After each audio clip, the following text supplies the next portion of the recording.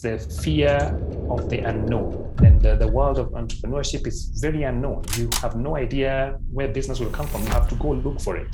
So the fear of the unknown sometimes stops people from trying. So they don't try. Sometimes they're comfortable in a bad place. So comfort can be delusional. You can be deluded by comfort. So the fear of the unknown in terms of the comfort is something that I find that is very common. And it's the enemy of greatness, because it could be good. It could be great if you did something else, but you don't want to, because you are fearing the unknown outcome. If I'm dealing with the fear of the unknown, my advice is that someone should ask themselves this question. What is it that I'm actually looking for? Do we really know life? Sure. Let me say intelligence. Emotional intelligence, social intelligence, financial intelligence. So I believe it's important for each and every one of us to understand the rules that govern any arena of your life. You are listening to The Revenge of the Forsaken Gods, a podcast that explores the human experience and seeks to create a blueprint for living using books, stories, movies, and conversations. And here is your host, Andrew Balongo. Welcome to The Revenge of the Forsaken Gods podcast. I'm Andrew Balongo Pere. Welcome back to part 2 of our conversation with transitions coach Anthony P.W. Wachira, who helps individuals and teams make their transition smooth, figure out their value, and thrive. He addresses the doubts and challenges that surround your career, relationships, and financial situation. And he offers guidance on how to navigate this season of life and move into the next phase of your life. In the previous episode, we covered several key topics, including pursuing a degree that his parents wanted and the lessons that he learned, what he learned from his mentor and hater, and why the younger generation aren't listening to their parents' advice. In today's episode, we cover how he got burnout from not dealing with grief from multiple deaths in the family, how working at a multinational gave him his coaching skills that he was unaware of at the time, and 3 things that hold people back and what to do to overcome them, amongst other topics. I hope you enjoy the conversation. And in fact, it's interesting that the next article that you shared here on LinkedIn is about, you're talking about this last couple of months being draining for you. Would you mind just sharing why they were draining for you and what is taking time off? What's resting? What's self-evaluation? These are words that are not really very common, because all we hear is, if you're not sleeping 4 hours, you are lazy, Hustle yes. Hard, work. Look at Elon Musk. Look at who, They're clocking in this insane amount of hours. And if we are honest, If we look at CEOs, they're logging in insane hours to make their enterprise work. It's not easy. And you see, this is the narrative we're hearing. But now you're talking about rest. Rest is is as important as work. What's going on here? Please expound more. So, in the last between October and February, in my side of the family, we lost 4 people. So that's four people in 5 months, and I'm sorry. They were old. Thank you very much. They were old, but have come to learn that we need to respect grief and that people grieve differently. And the fact that someone was old doesn't mean that the grief is less. And sometimes we expect them to, if they had lived long. I even was reading about some of the things that we should not tell people when they're grieving. We shouldn't tell them that they are strong. We shouldn't tell them that person was old. We'd rather let them say that themselves, not we who are coming to grieve. In fact, one of the best things that I have been told over the years and that I have seen as a way of comforting is just to show up and keep quiet. That's a very good thing. So through the course of that period, I must say the first one did not affect me too much because that was an auntie to my mother. So I have known her all my life. We were close, but over in the last couple of years, we hadn't been talking too much. So I hadn't gotten a chance to see her. So she passed on. Then she's now a sister to my grandfather, the one that I was named after. So he was next in line. In December, he passed on. Now that was closer home. So the next one was now that was my maternal grandfather, because I'm a second born.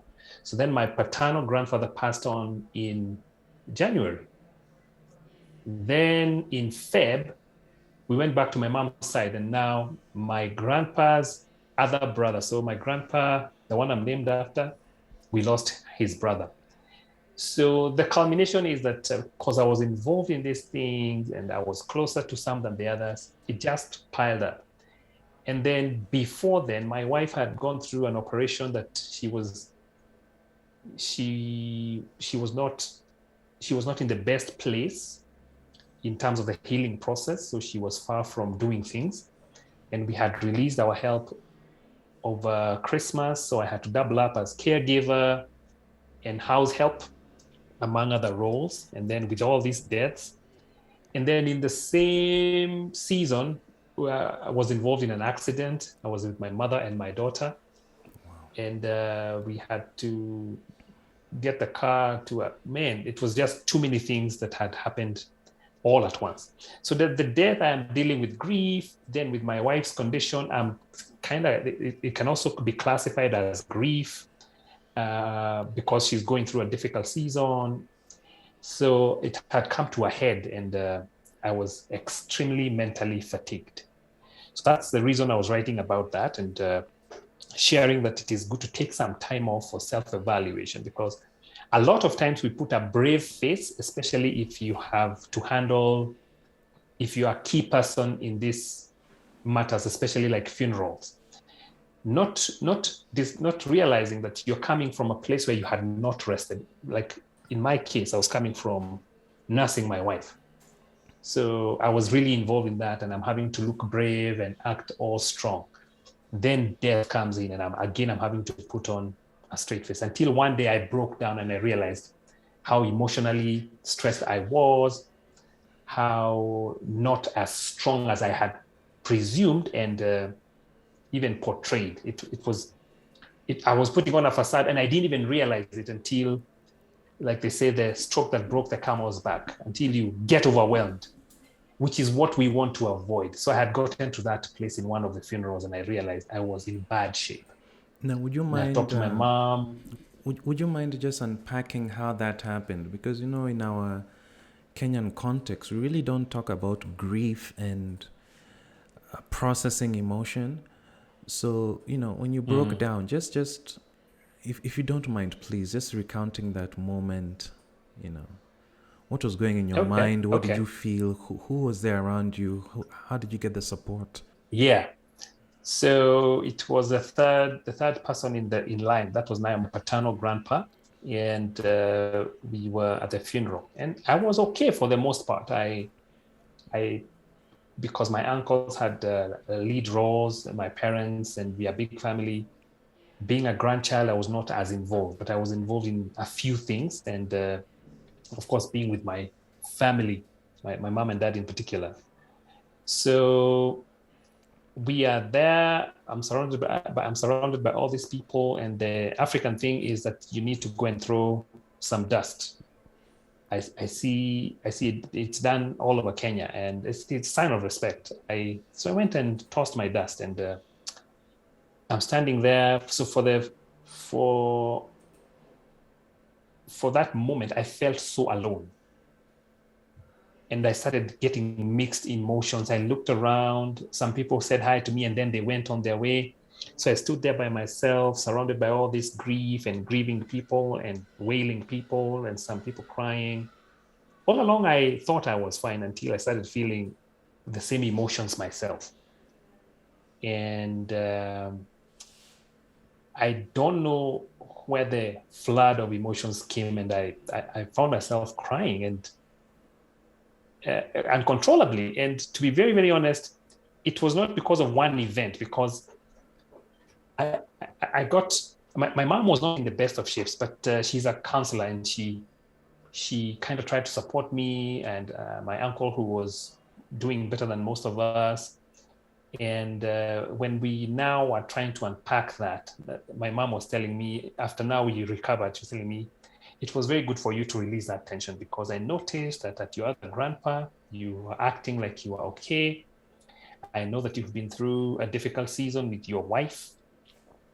When we were having the accident, we were with her here in Nairobi. So she said, and I also know all the tension that comes with the other issue. You were in an accident, but you have not dealt with those things. I had not taken time off to even acknowledge those things, deal with them and accept that they are the possibility of them affecting me. I tried to brush them aside and keep working, keep taking care of my family, and do what needs to be done. At that point, nothing else mattered. I was not okay, and it was very obvious. So after that, I took some time off. I spoke to someone just to get perspective and tried to rest, and I'm in a better place now. Would you mind? Thank you for sharing that. I know as men, we really don't have these materials and support like the way you have. Yeah. You have your mom around you just to give you that clarity. You don't have to be very specific, but at least what was, when you're having that conversation with the person who was supporting you, what did they bring out for you? Because it's one thing to say, deal with it, that you didn't process. What does processing mean? The language of emotions is very different from the language of logic. Logic is very easy. Someone is sick and they're in hospital or they're in bed at home. Yeah, we know we do the things we need to do to get them the resources that they need. The way you're supporting your wife, yeah. Funeral is happening. You do your part and you do the tasks. That's very obvious. We know what to do in terms of the logic part. But in the emotion part, what do we do? So when you are having that conversation with your person, just feel free to share whatever you feel comfortable sharing. What did you share with them that you felt the problem was? What tips did they share with you that showed you how you were thinking? And then what were the ahas that you came to after, those sessions? If you're able to distill it into Tony, who's going through this problem on day one, and you want to try and instill it into him. Okay. So the processing looks like accepting that the person is gone and that you are not going to see them again. And accepting means that you get a flood of emotions. You are angry, you are upset. Well, that's kind of the same. You are sad and you are angry. So you have to deal with both. You have to accept that you are angry and that it's okay. That's part of the grieving process. You have to accept that you are sad and that that's part of the process. And that the anger will not last forever and that the sadness will not last forever. But at this moment, at this time, that's how you feel. And you need to go through the motions of why am I angry? I'm angry because it could be anything. Some of us get angry with God because why them? Maybe they suffered because like the second grandpa had suffered a little bit. So we go through the motions of going through that and the sadness and the realization of the finality of this thing. Death means that you're not meeting here again. So you need to deal with that, accept it and go through the emotions. If you are going to cry, it is okay. You cry. Then the next day, so you kind of live one day at a time. The realization, there's this saying that time heals all wounds. I was reading that it doesn't quite heal, but it helps you lessen, it lessens the grief. You will not see this person again, so you will remember them. And especially if you love them very much, the next 1 year is usually a season. So you don't stop grieving like this. It's a process. It goes, it's like a graph. You move from this sadness, it goes decreasing over time. But the first 1 year is difficult because you spend periods that you would have spent together without them for the first time. Yes, so you get to face that realization that there'll be a year now that you're going to have to go through. If you used to spend birthdays together, things like that, that they won't be there. So you kind of prep for that.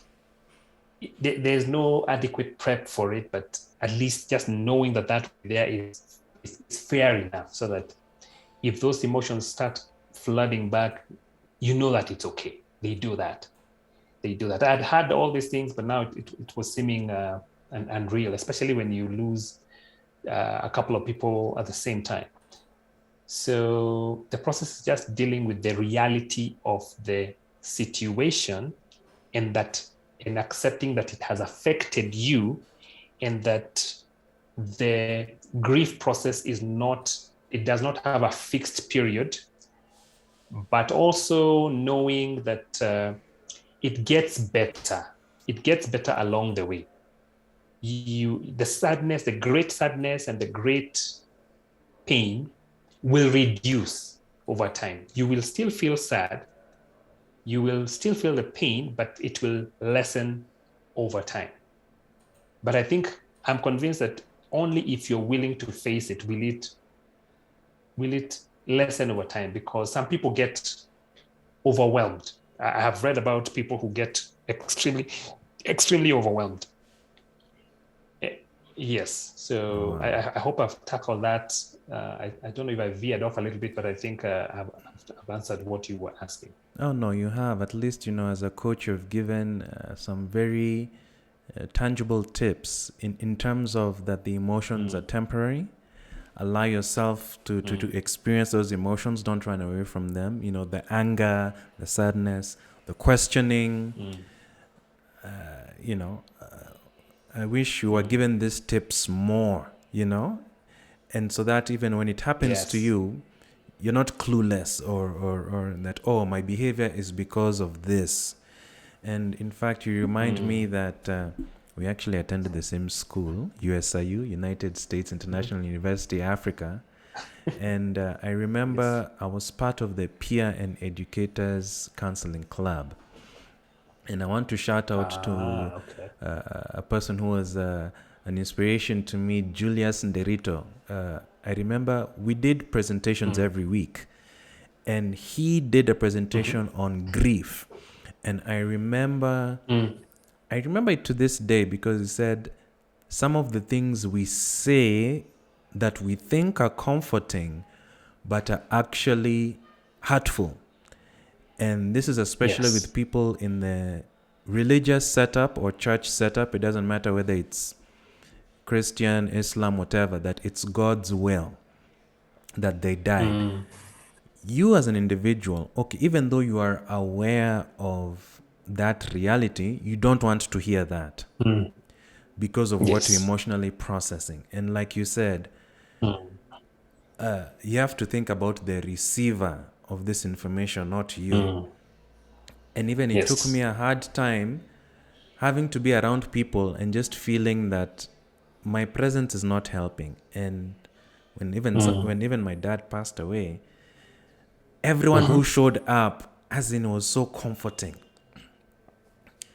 So yes, we really need to watch our what we say around people. Like it's God's will. Don't worry, they're in a better place. They might sound like comforting words, but the person receiving them, they are here now feeling those emotions, and those words are not comforting. So it was very humbling. That the takeaway was watch your mouth and just be there and support. They might not know what to ask of you, but just be there. If you notice that maybe they're not doing their shopping for the supermarket and you happen to be there, just go and do it and bring them the stuff, because you're not in your regular frame of mind. You've lost someone, and this is not a regular thing. So you don't know how to behave. Yes. So that was just some of the tips I remember to this day from that training. Wow. I like it. I agree with you. Yes.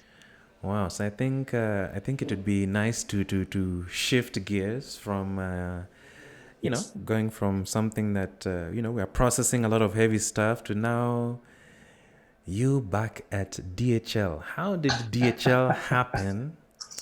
And yes, from Tony the asphalt mentee to DHL multinational.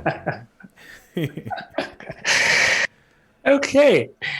So DHL was very interesting. A big shout out to my uncle. He passed on, but I had that fantastic uncle. He again, I want to say networks and papers in this case, because my first job at DHL was actually as a maintenance guy. I was an electrician again, after being out of the game for a while. Remember, I wrote a newsletter and I produced music. Yeah. And then I was volunteering as a peer mentor at my church at the time. So I'm out of the game of wires and current and stuff, but I need a job. So my uncle, I know this, that the DHL offices moved from the place that they were, and he was there. He didn't work for them, but he worked at the complex that they were in. So he was a fantastic fellow, good with people, excellent at his job. So the boss at the DHL facility asked him, can you get us a good person like you? Because now they were parting facilities. So now in the new facility, they would need their own technician. Because when they were housed in this facility, he was the overall technician. So he said that he knew a guy, and he proposed me. I came, I was interviewed. I actually was interviewed by 3 people. The first one was by the gentleman who was heading that warehouse, but they had a head office who wanted to vet the guy that they were bringing. So I was sent to head office, and I have no idea how I did it, because they liked me and I was given the job.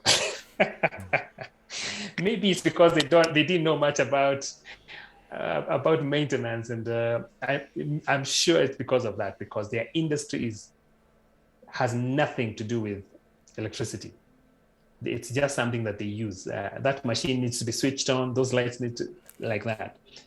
So I got the job, and since I was working at JKIA.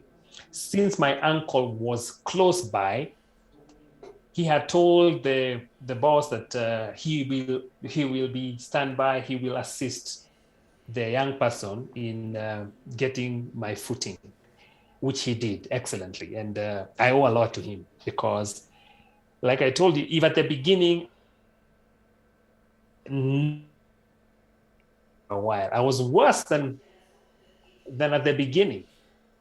So I was relearning the things again. Luckily for me, there was not too much electrical work here. So it is something that I might have survived doing. But remember that I didn't like it. Well, I liked the company, but I didn't like the job. So I figured,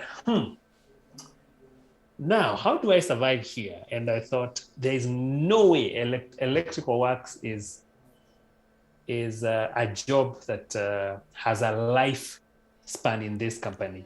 They don't do that. They are a courier company. So because I was not very busy, I started learning the courier work.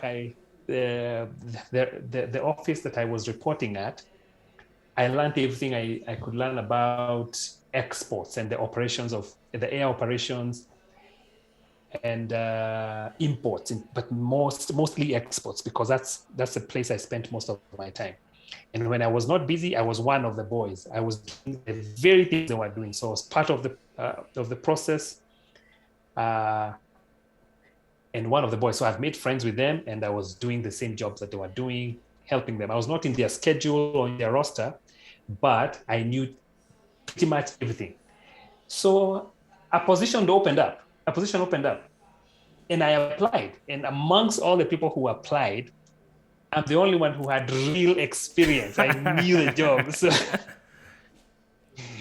some had been there longer than me in different departments, but they didn't know the job. I knew the job. So the training curve was almost flat.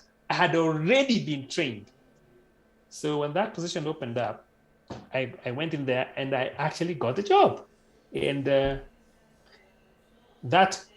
I thought that was smart of me in the sense that when I looked forward and realized, I don't know why they got an electrician, because they don't need one, because I didn't have that much work.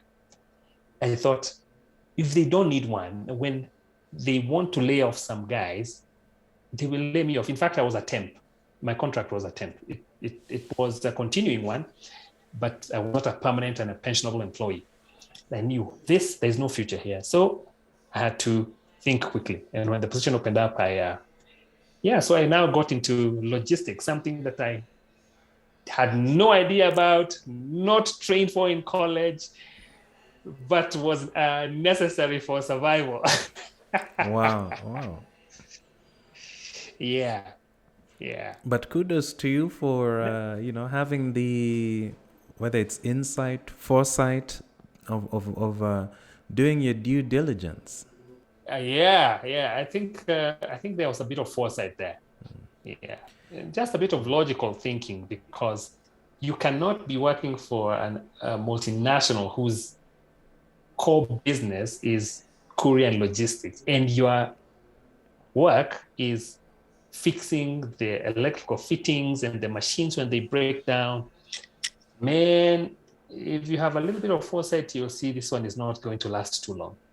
So what is the difference between working at a multinational and working with a Kenyan-based organization?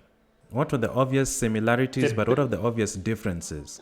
The similarities would be largely with the people issues. You still have pretty much similar people issues. You get people who are helpful, who are team players, and the other side of the coin as well. Others who are poor at working. You get people who are incompetent. You get people who got the job because they knew somebody, things like that. In terms of organization, there are some Kenyan companies that are pretty well organized because they have good leadership. So I would say that even that you can find. But in terms of development, my stay in DHL was amazing on the part of development. They invest in their people. They practice what they preach. They say that the biggest, what do they say? I forget the statement, but the statement is about the most important part of your business is your people. And they live that credo. They develop you, and they standardized. While I was there, they standardized the training so that the training that was being deployed at the headquarters in Germany was disseminated everywhere. It was standardized. So Germany don't get superior training than the US or than Africa or than Asia. They get the same. As long as you're in the same level, you get the same training.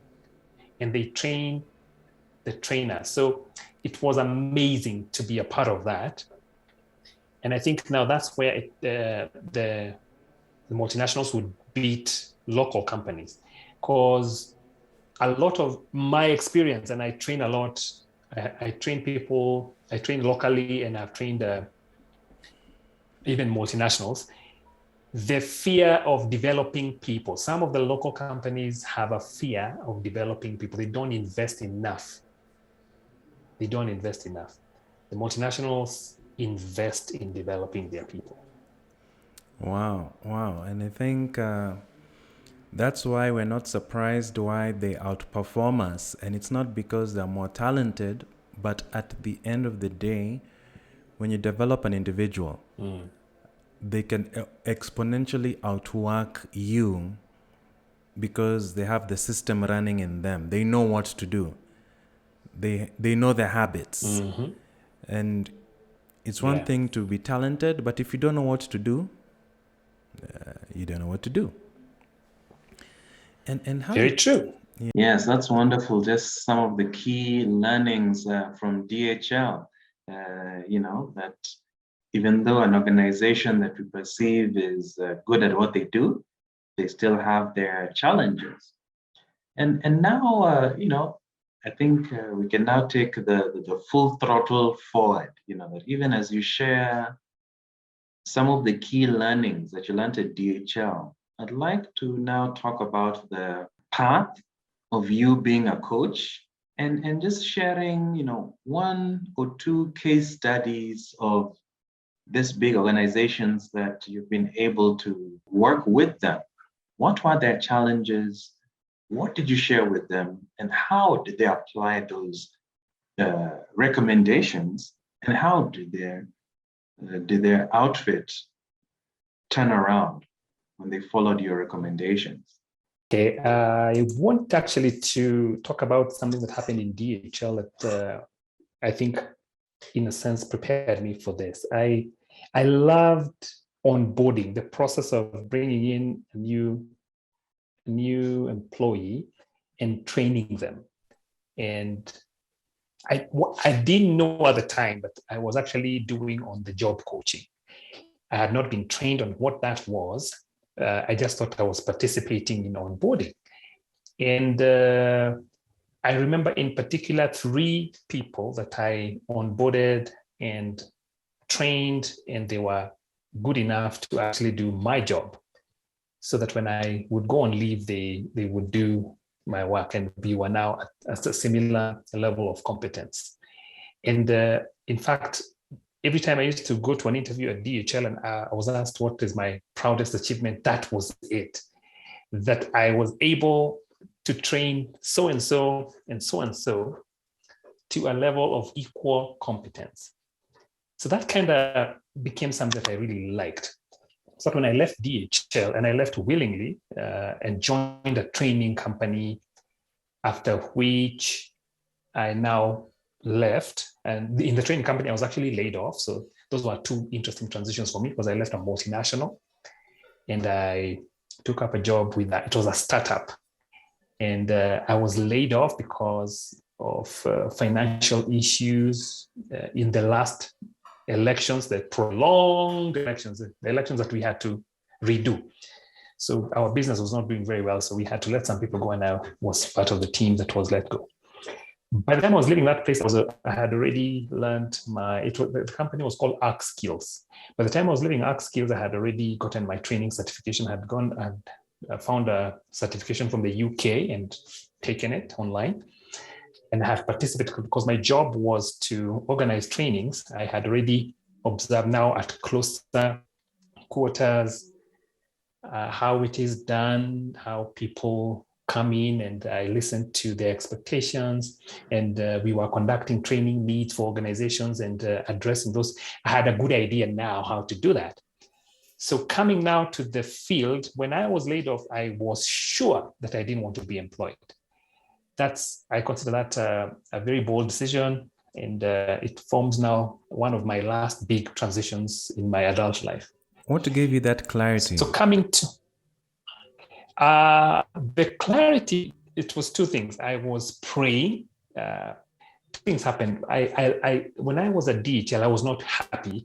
It was a good place, but there were many people issues, so I was an unhappy employee, and I knew that I needed to be out of there. So I had left a multinational for a 1-year contract in a startup company.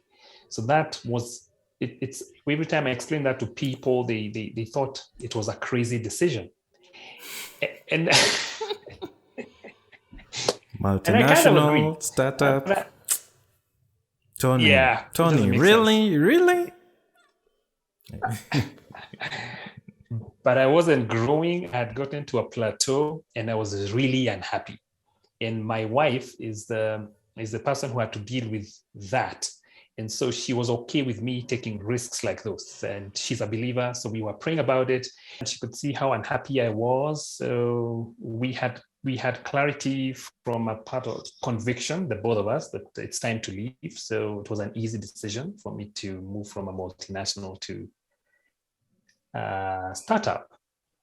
When leaving the startup, when I was laid off, we had a similar conviction that it was time for me to now do business. Someone had asked me before leaving DHL this question: what if they don't renew your contract?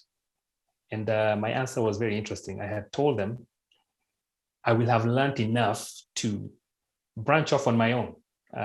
Little did I know that it was a very predictive statement, because in less than 2 years, my contract was renewed, but I didn't even complete the 2 years. I stayed there for about 2 years.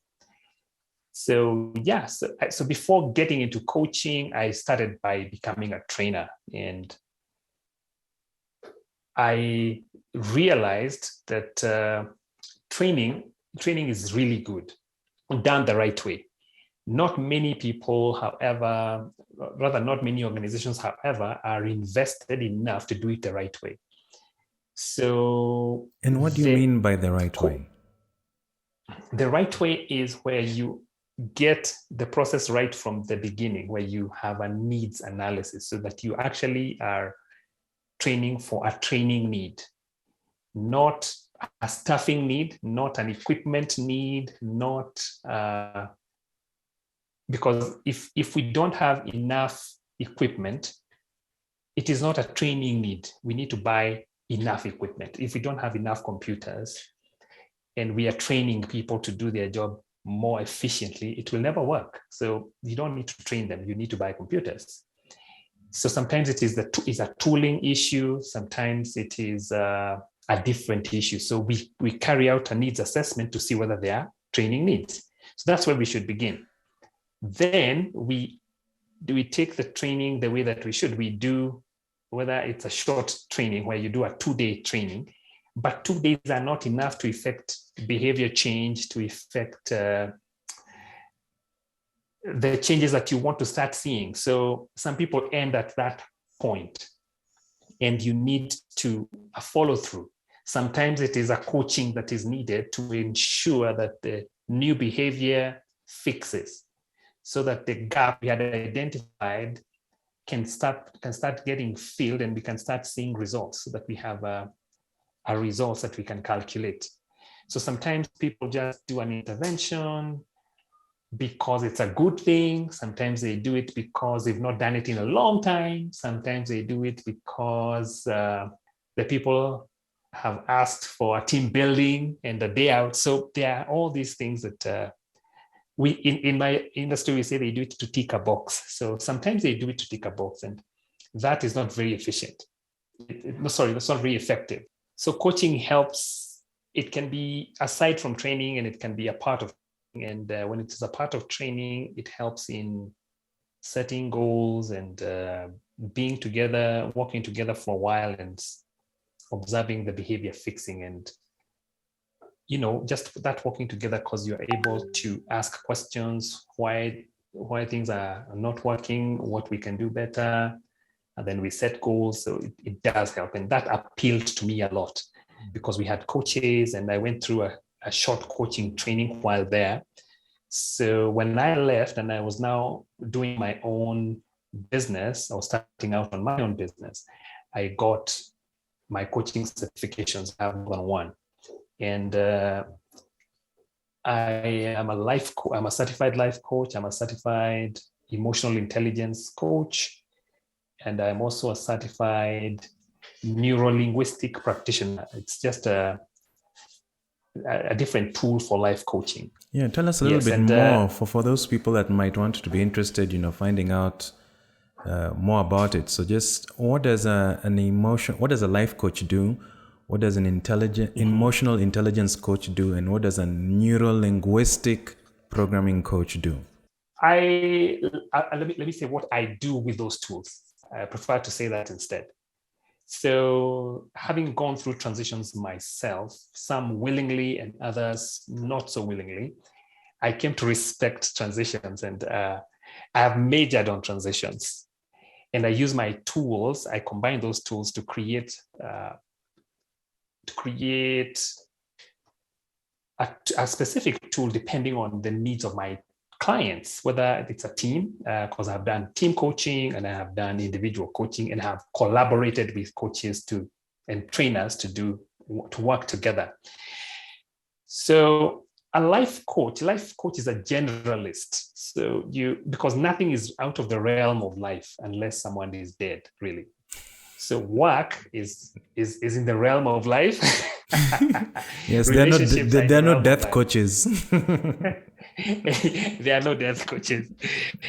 So a life coach is a generalist, and it's a platform. It's a good platform for branching into other forms of coaching.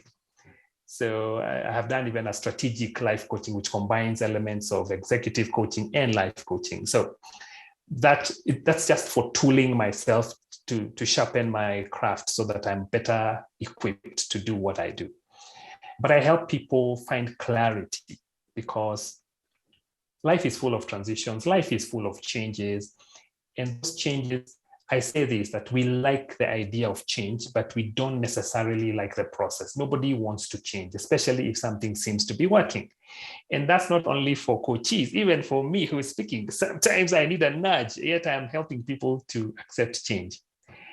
So change, the process of change, because we have all these beliefs that we sometimes use to limit ourselves. We call them limiting beliefs. Sometimes we put those in our way of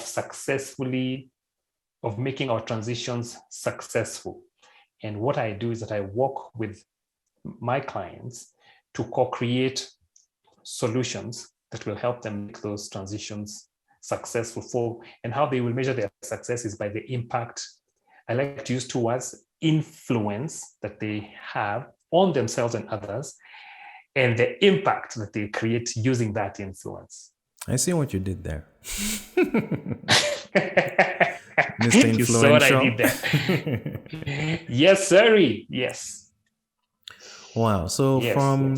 from your experience in coaching, what would you say are 3 common things that hold people back when they come to you? So I think, okay, I like that. So I think that a lot of us, we struggle with self-awareness. We don't process what's going on so that we are aware of where we are at during a season. So lack of self-awareness is one of the big ones. And what does self-awareness mean? That's a new word, My simplest form would be knowing how you feel, understanding how you feel about through. And it has to do with your emotional side. It has also to do with the strengths that you have. So some of us are not aware about what we are going through, and we are not aware of the power that we have in that season. So once we are aware of what we are going through and we deal with those emotions, like me during many deaths and sadness like that, and then the power that we have to overcome these things and to do what we need to do, or to do something bigger, to create impact even during some of the difficult transitions, then and only then to influence ourselves and sometimes others in our sphere of influence to create the impact that we need to create. Wow. That is my simple definition of self-awareness. Wow. So yes, problem number 1, self-awareness, knowing who we are, knowing what we are going through, yes, how to process it, and how to influence ourselves to the outcome we want. Wow. Okay, yes. I'll take that. So the other thing that I find that is pretty common is the fear of the unknown.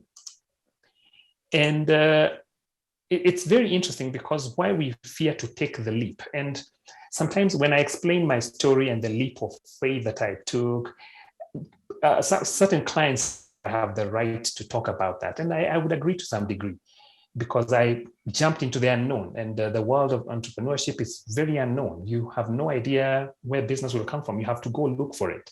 So the fear of the unknown sometimes stops people from trying. So they don't try.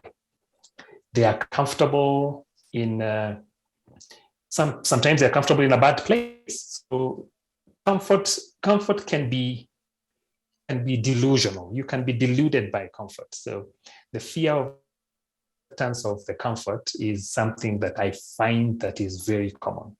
And it's the enemy of greatness, because it could be good. It could be great if you did something else, but you don't want to, because you are fearing the unknown outcomes. I think there's a The third thing that I feel. I think there's a quote to that effect. I think it's better the devil I know than the angel I don't know. Something like that. Yes, there's that, and I have come to refute it completely after transitions coach. Yes. In fact, now you've inspired me that after we finish your third point, close to the very end, when I start playing the game of threes, we'll have a segment, 3 quotes that you totally refuse and you remix them how they should be.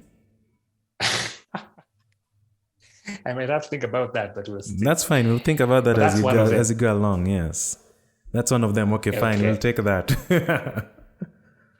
Yes. So then there is the fear of them. The third one is the clutter, the noise from social media, from the past, even from sometimes the present, the people, the company that you keep. Sometimes you can't sift through that noise, and you are overwhelmed. You want to do this, but the deluge of stuff that is beating you and saying that that's the wrong thing, and you're completely you feel, what's that word? I'm losing that word. Convicted that that's the right step to take, but you feel like you're the only one. So sometimes the noise, I find that it can cloud your judgment, and it can cripple some people. Yes. Wow, those are very powerful. And what would be the tips, maybe 3 tips to start walking down those paths of self-awareness, stepping into the unknown, and reducing the noise? Okay, I'll start with reducing the noise.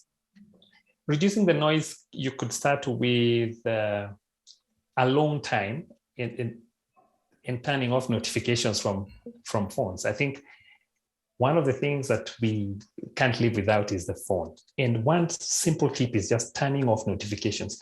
I try to tell younger people to turn off notifications. You can't believe how difficult it is. I turned off all my notifications. I tell people to do that. It's difficult. I cannot believe how difficult it is. Just don't want to turn off notifications. I'm not surprised. Out. Yeah, I think also the way phone manufacturers, or rather social media platforms, have added that notification to mean you got something for you. Yes. Something is here. So it's a dopamine spike where it's like, oh, there's something for me. So I think, I think underneath that, we fail to recognize the biological and psychological processing that's going on, that maybe we are not using the same process and procedure for things that are important that we would like to reinforce.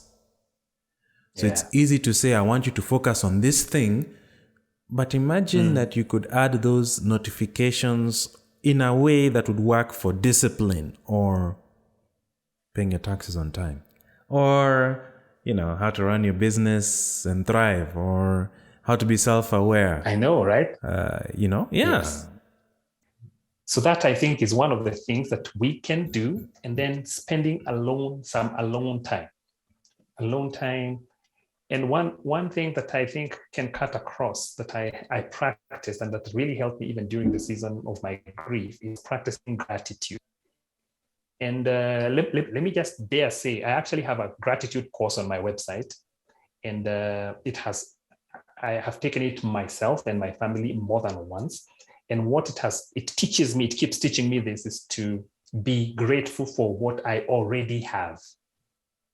Even if I want something else, even need something else, as I am believing for that, I can be grateful for what I already have. And gratitude means that I have to notice what I have. And you notice even the smallest things. Like if I enjoy a cup of tea, I need to be grateful that I enjoy a cup of tea.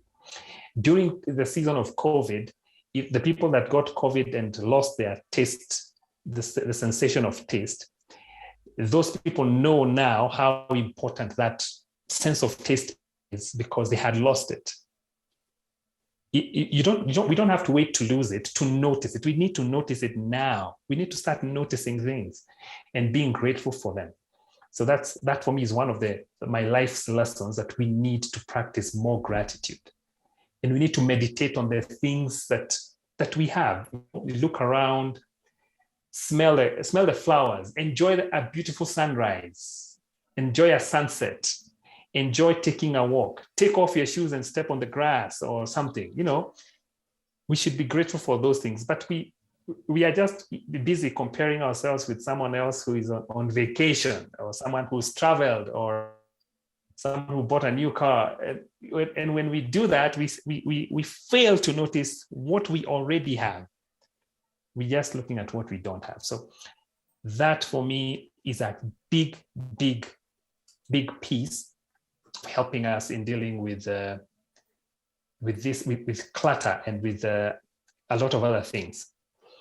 If I'm dealing with the fear of the unknown, my advice is that someone should ask themselves this question: if I was 80 years old and I look back at my life, what decisions might I regret that I did not make? What will I regret not having tried if I'm 80 or 90? Because they say that you fail all the shots you don't make, you don't take, you don't make. You fail at all the things you don't try. So I'd rather try and say I tried than not try and regret having not tried. So I think we need to encourage a culture of failing forward, so that failure is not all bad.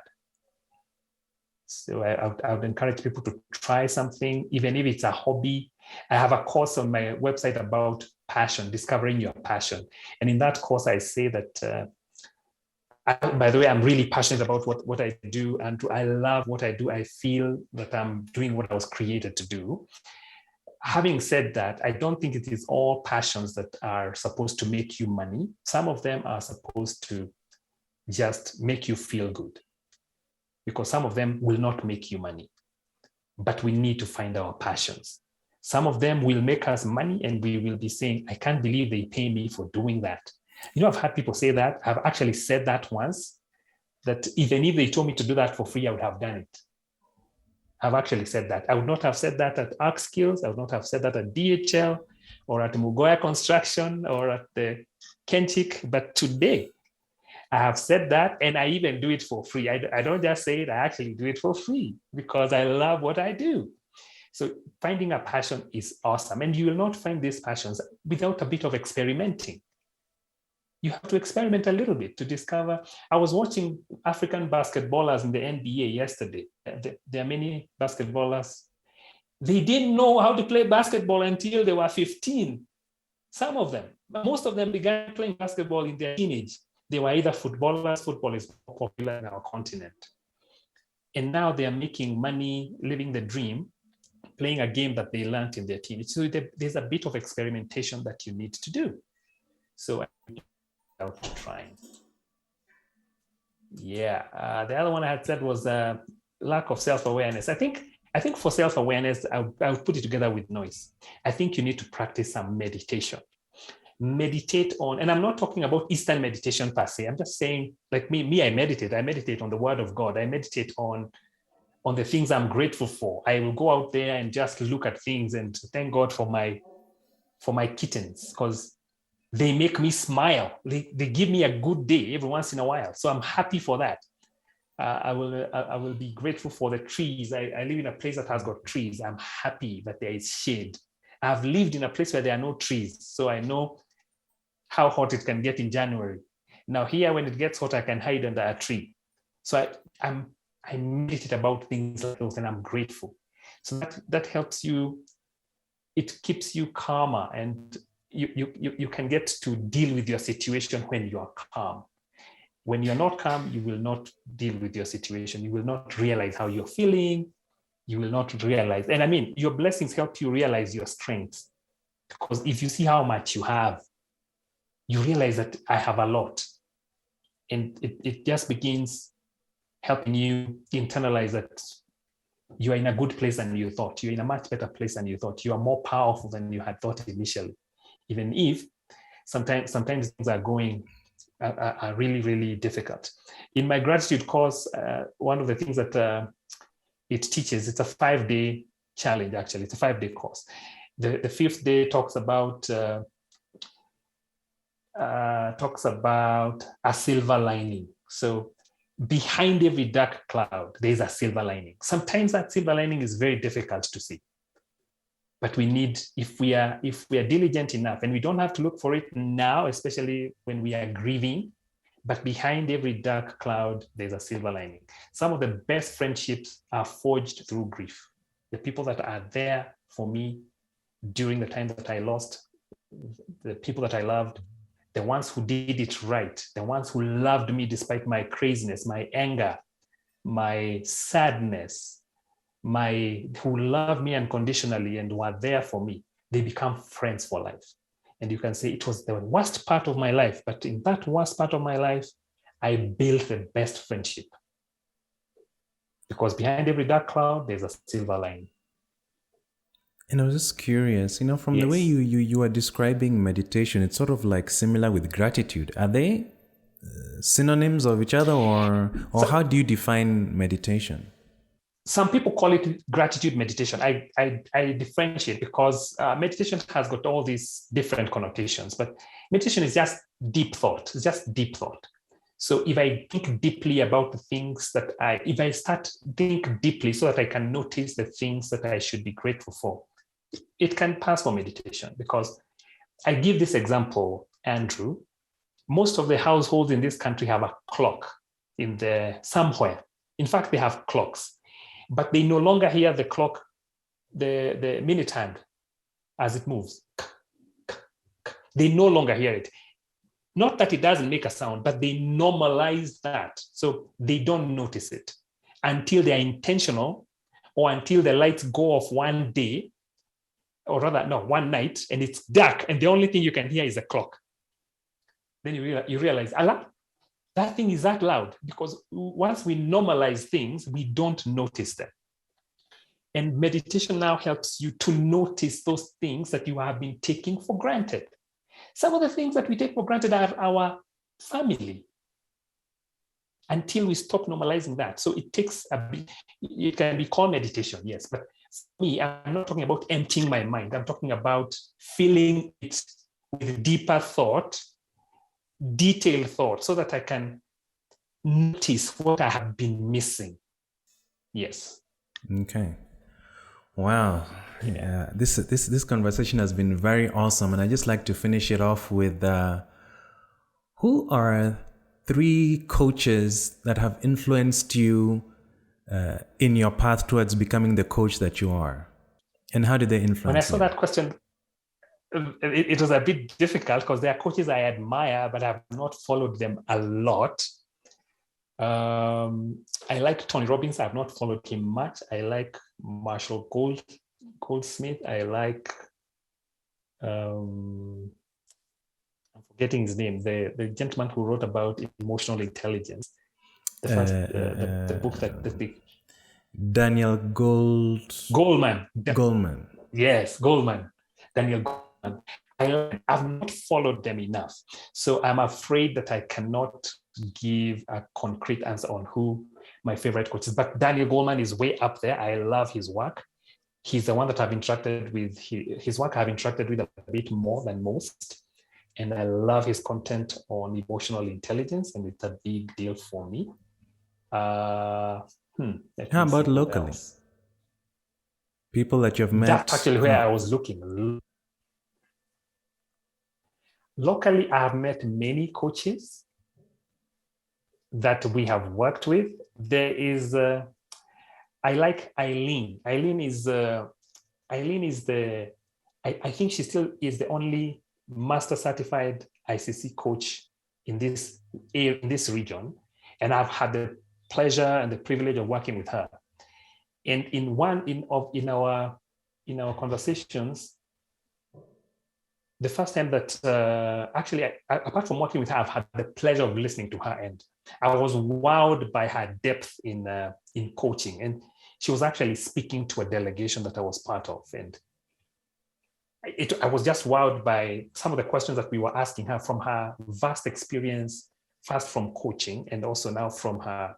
Because she's very learned. By the time you get to MCC, that's the highest rank you can get in coaching in ICC. So she's one of the ones that I think is way up there. She sets the bar. Eileen is called Eileen Lasker. Then there is this gentleman, why am I forgetting? He's Dr. Odur. He's the former CEO of KCB, the KCB group. Odur, I'm forgetting his English name. Now, Odur, you remember him? The one just before Oigara. No, I don't remember. I'm forgetting his name. So this gentleman, he the trajectory of his career is a dream. It looks like a Western career. He was in government and he was fantastic. He went and took over KCB, and I think it is under his tenure that it became the group. I think when he took over, it was KCB Kenya. He made it into the group with tremendous success.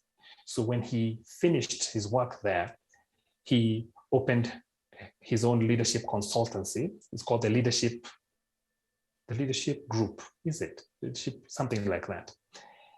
Now, that man, he's done great work when he was in corporate, and now as a consultant, as a speaker, as a coach, and he's a certified coach. He's one of the ones that I look up to. Yes. So I think those three for me, those two local and Daniel Goldman would do the trick for me. Okay. Who are three coaches you would love to collaborate with on a project or have a workshop or have a keynote speech with on a stage if time, death, and money was not an issue? The three I've said would feature there. I can't believe I'm forgetting Odur's other name. This is so sad because I really look up to him. I like his content. And one of my friends actually works in that company. So I've even inquired if we could be able to work together. I've actually inquired. Yes, Mr. Odur, if you're hearing this, don't accept it until he remembers your first name. Oh my goodness. I can't believe that I'm forgetting that because he's such an amazing influencer for me. He's the one that I would go for first. He would feature first in the people that I would like to share a stage with. Okay. Eileen would also be up there, especially because of the work that she has achieved so much. Yes, and I've had the pleasure of listening to her. I'm not sure. I can't get a third. Can I get a third local? It's not a good day. Okay, it's okay. I'll keep it those two. Martin Odur. I've remembered Martin Odur. Yes. The leadership group. Martin Odur, yes. Okay, Martin Odur, he's remembered your name, so now you can give him the possibility of an audience. Yes, Martin Odur, he's a star in my books. Martin Odur is a star. Wow. All right. Who are three people who have influenced you on your coaching journey? In my coaching journey is my coaches, the ones from whom I got my certification. Yes, please feel free to name drop. Don't be scared. Yeah. And what did they unlock for you? One is called Paul Dabdub. He's an American, and he introduced me to life coaching and the beauty of using that as a tool to help people. And I just love, I haven't caught up with him. He has a Monday call that during this difficult season, I was not online very much, so I have not attended those Monday calls, but he helps us develop our business. He helps us develop our craft so you graduate, but you keep on learning from him. So I love that about him. I came across another one called Cy Blackburn. Cy Blackburn is also American. I took a free course from Cy that changed how I view the business of coaching. So he has been an amazing coach as well, who has influenced how I package my coaching, how I present it. And the third one, I took a course from him. I forget his name, but the company is the Priority Academy in the UK. The Priority Academy. So I took a couple of coaching courses from there, and he's amazing. I like his heart. One of the things I like about him is his humility. He's a humble person, and he absolutely loves to help. And he gives so much more value than you pay for. I love that. And the combination of this, because they're all very different in how they do their business, the combination influences how I do my work. Yes, the three of them, I would say, because I have not taken a coaching course locally. All my coaching certifications are not local. So those influenced me on this journey more than my local heroes. Wow. Yes.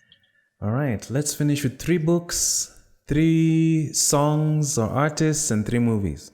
Okay. You already mentioned David Goleman book already, so if you wanted to include that in your list, that is. I want to include that. And then there's another book that I read recently that I have come to love so much. It's called The Originals by Adam Grant. It's a fantastic book. I also love a book by this man is my friend. He's an author called Ed Brennegar. He wrote a book called Circle of Impact. I like it because it looks at leadership in a new way. And it agrees with me because I don't believe in positional leadership, and he doesn't believe in positional leadership. He believes that leadership is people taking initiative to create impact that matters, any impact that matters. And I agree with that. So I love that very much. Of course, I like the Daniel Goleman book on emotional intelligence, and a little old book that I'm trying to get my daughter to read called Think Big. I love that book. What's one takeaway from Think Big and from The Originals? The originals, let me start to Think Big. The Originals is like, right now it's my current all-time favorite right now. So I won't finish with that. Think Big is about how you can be written off and how you can look insignificant just because you've not activated your superpowers. Because Ben Carson looked like a dumb kid until he found something that made him feel like he knew something. I can resonate with that quite a bit. And in my family, I have a brother whose story is like a replica of John Carson. So, and the transformation is amazing. And now we know him. A lot of people know him because of his success. They don't know the backstory. So I love Think Big because of that. The Originals, I love that book because it talks about divergent thinking and how to bring your divergent thinking and cause it to be acceptable. Because I think I am a divergent thinker. I think I got into a bit of trouble in my corporate life because of divergent thinking. And what's divergent thinking? Just a brief definition, Thinking differently, challenging the status quo. If you think differently, we won't like you very much. So I think I got into trouble because of challenging the status quo. I didn't know how to challenge the status quo. So the Originals presents methods that are proven that you could use to challenge the status quo and actually get them to see that your challenge is good. So I like it because it helps people like me to communicate what I'm feeling without rubbing them off too much. Wow. In as much as you want people to change. Yes. That's powerful. Yeah. Okay. 3 artists or songs? So for artists, I'm not very loyal to. It's okay. I like this gentleman from Nigeria called. My goodness. And I'd even written down his name somewhere so that I can take a quick look, and I can't even find that. Remember the name of the song? I remembered him, Nathaniel Bassey. So instead of giving songs, let me say I like Nathaniel Bassey. He's Nigerian. I like Kanji Mbogwa, the Kenyan, and my favorite Kenyan musician is Eric Wainaina. And so you know, for the people who are hearing them for the first time, you know, that's why it's good to recommend a song to start with from each of the artists that you're naming. So at least, we can start to experience them. Okay. All right. For Nathaniel, I like Imela. Imela is the first one that I really liked from Nathaniel. I like many of his new songs. Some I don't even know what they're called, but Imela is a good one to begin with. It just means thank you. Okay. For Kanji has many songs. One of my favorite ones is Akonami. I have a Kanji CD. So one of my favorite is Akonami. Eric Wainaina happens to be my favorite. And this is because once when I was working at DHL, we had a singing competition, and I won that singing competition, and I sang Eric Wainaina's Kenya Daima, and there was prize money to go with that too. And much later, I met Eric at the hub, Karen, and I told him, dude, I really love your song. And we were with my friend. In fact, my friend is one who said, hey, hi, Eric, this guy really likes your song. I said, yeah, actually, one time I had to sing it somewhere. I sang it somewhere and I won a prize. And he was very happy to hear that. I won a prize, and he was very happy to hear that I won a prize singing his song. And I like him. I like Eric very much. Wow. Thank you. Yeah. I'm sure even he's excited, you know, it's rare for artists to hear such stories. Yes. Yes. All right. 3 movies or series? Whoa. All right. My favorite movie of all time is Avengers Endgame. I was a comic buff when I was little. Then those comics came to life in my lifetime. So I cannot believe it. For me, I'm like a little child. I have caused people to watch the whole Marvel from Iron Man 1 to Avengers. I have caused families to do that. And because of the passion that I explained, that I have used Avengers in my training scenarios, man, because that's my favorite movie of all time. I've been unable to watch the others they have put out after that, especially the series. I've tried watching the movies after that and have not liked them because I keep comparing them. So that's my of all time. I like the Mission Impossible, and I like that because of the creativity. I've seen the CGI that they use to bring them to life. For me, that is so awesome. I like Mission Impossible. For me, Mission Impossible it shows the kind of world we live in, the way we have well-planned, our lives are well-planned, we are skilled, and we think it's gonna work. And then we are hit with curveballs. And Ethan Hunt just has this uncanny way of seeing around corners or adapting. So last night I was watching Fallout, and he was saying, I'm working on it. That's crazy. I'm working on it. And it's a life and death situation. So I love the way he adapts, and the agility. You don't have time. The agility, you need to adapt now, because if you don't, it's going to be very difficult. So I would go with Mission Impossible, and I've watched all of them, and I was actually going back through all of them again. I came back to Fall. I can't wait for the new one. And of course, Avengers Endgame. So those are my favorite. Wow. Thank you. And I think Yes. It wouldn't be complete unless you'd finish it off with, if you had to leave today, and you are to leave your wisdom of what you've experienced on earth, what are 3 things that you would leave behind so that those who hear your words would be able to walk their path and be able to handle whatever comes at them in life, or to your 18-year-old self?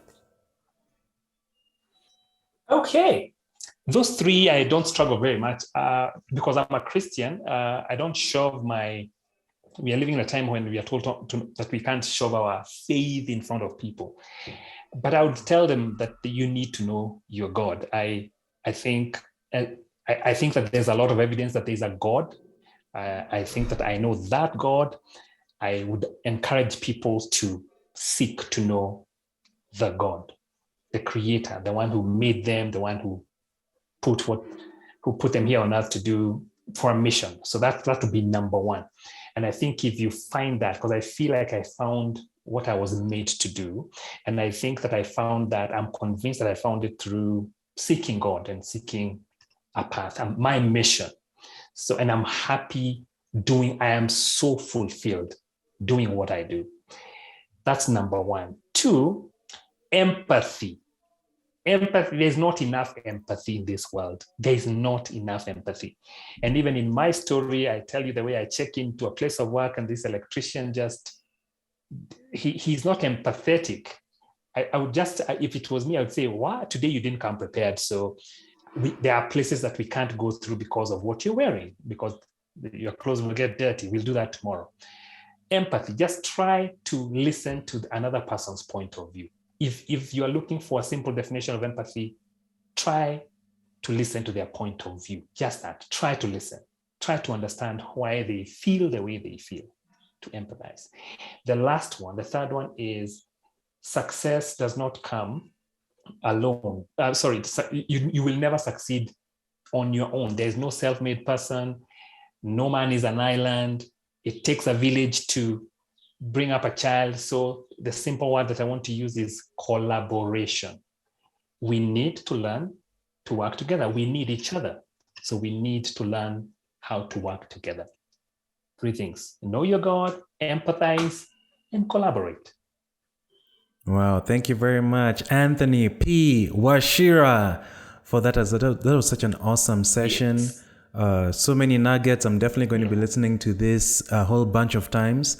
Now, if people want to find out more about you and your work, you spoke about your gratitude course and your Find Your Passion course. Where can they find you online so that they can take these courses or even interact with you on social media? So my most active handle is LinkedIn. My LinkedIn is the most active. Anthony P.W. Wachira. You can find me on LinkedIn. You can find me on Twitter and Facebook, pretty much the same names, but I'm not very active there. LinkedIn is where I'm most active. I have a website. I would invite you to visit. It's called The Influential, not the influencer, The Influential.co.ke, not .com, The Influential.co.ke. It talks about my business, The Influential, and how we can work together. There is some free resources, and there are some courses that you can take at your own pace. They are self-paced, so you can take them at your own pace without feeling rushed. They are good for individuals and they are good for teams as well. Yeah. Thank you very much for that, Anthony. And just in the same way, Anthony is on my podcast. I reached out to him on LinkedIn and he responded. So at least I'm excited that you actually do respond to your LinkedIn. And thank you, Andrew. Yes, and thank you very much. So please, if there's anything you have heard that really has impacted your life or has just switched in you the way that you think about life, please just do give a shout out to Anthony P. W. Wachira on LinkedIn, or even on any of my handles at Revenge F Gods on Instagram, or even on LinkedIn. Would very much appreciate hearing back from you. And yes, until next time, where I go ahead and share with you the real secrets to success not taught to you by your parents, teachers, or society through subject matter experts, psychologists, and coaches like Anthony P. W. Wachira. I hope I've been able to fulfill that today. And yes, do tune in. Check out all my social handles, Revenge F Gods, for more episodes. And until next time, live life to the best of your ability. My name is Anthony P.W. Wachira, and you are listening to the Revenge of the Forsaken Gods podcast. Thanks for tuning in.